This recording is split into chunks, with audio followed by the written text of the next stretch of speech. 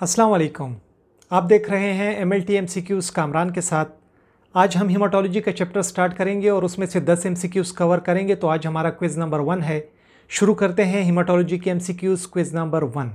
हमारा जो पहला MCQ है वो ब्लड के मुतालिक है। ब्लड दो पोर्शन से बना होता है। पहले पोर्शन को कहते हैं फ्लूइड पार्ट जो कहलाता है प्लाज्मा, और दूसरा पोर्शन है फॉर्म्ड एलिमेंट्स। इस फॉर्म्ड एलिमेंट्स को क्या कहा जाता है? तो हमारे पास जो ऑप्शंस हैं वो हैं लिक्विड, फ्लूइड, सेल्स और इलेक्ट्रोलाइट्स। और हमारे पास जो राइट ऑप्शन है फॉर्म्ड एलिमेंट्स को कहा जाता है सेल्स, यानी कि ऑप्शन नंबर 3।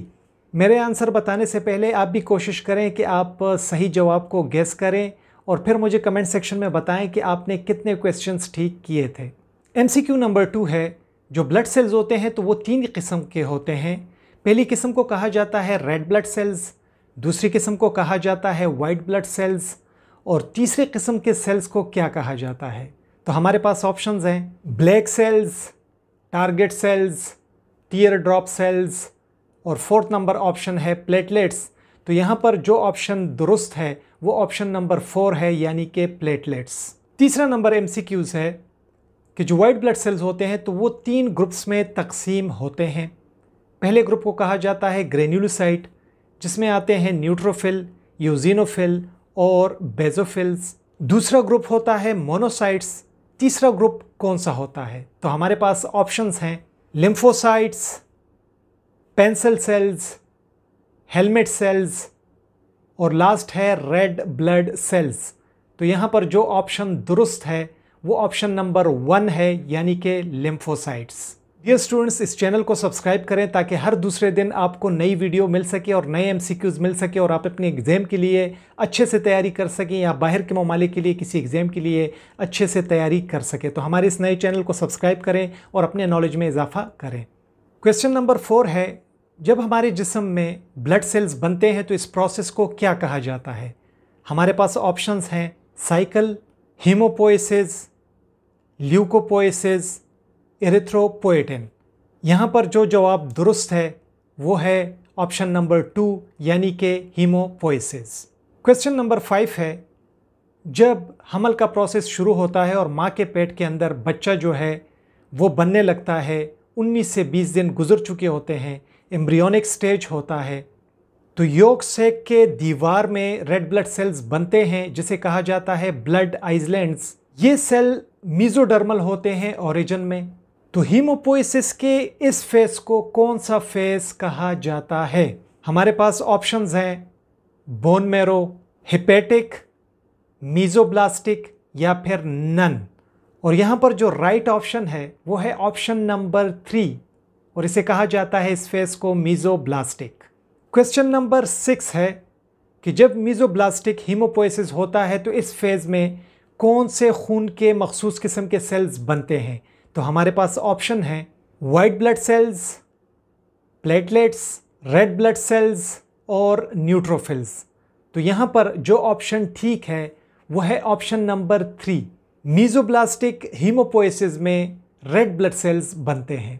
डियर स्टूडेंट्स, हमारा एक दूसरा चैनल भी है जो कि हमारा पहला चैनल है। वो channel MLT hub with Kamran के नाम से है। नीचे डिस्क्रिप्शन में मैं उसका लिंक दे दूंगा।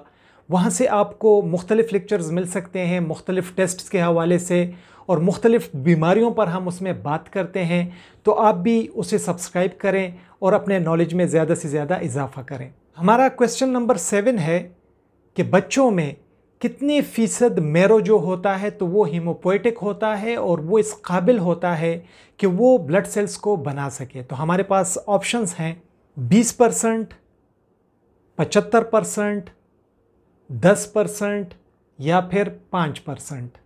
यहाँ पर जो ऑप्शन दुरुस्त है तो वो है ऑप्शन नंबर 2। बच्चों में 75% मेरो जो होता है तो वो हीमोपोएटिक होता है और वो इस काबिल होता है कि वो ब्लड सेल्स को बना सके। हमारा क्वेश्चन नंबर 8 है कि जो यंग एडल्ट्स होते हैं, जवान होते हैं, तो उनमें कितने फ़ीसद बोन मेरो जो होता है वो हीमोपोएटिक हो सकता है?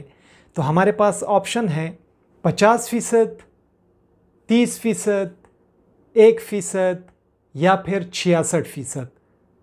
तो यहाँ पर जो ऑप्शन दुरुस्त है वो है ऑप्शन नंबर 1, यानी कि जो यंग एडल्ट्स हैं उसमें 50% जो मेरो होता है तो वो हीमोपोएटिक होता है।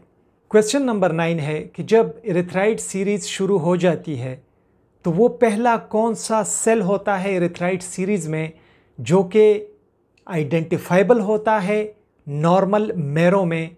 तो हमारे पास ऑप्शंस हैं प्रोएरिथ्रोब्लास्ट, रेटिक्यूलोसाइट, बेजोफिलिक नॉर्मोब्लास्ट, पॉलीक्रोमेटिक नॉर्मोब्लास्ट। तो यहाँ पर जो ऑप्शन दुरुस्त है वो है ऑप्शन नंबर 1, यानी कि प्रोएरिथ्रोब्लास्ट।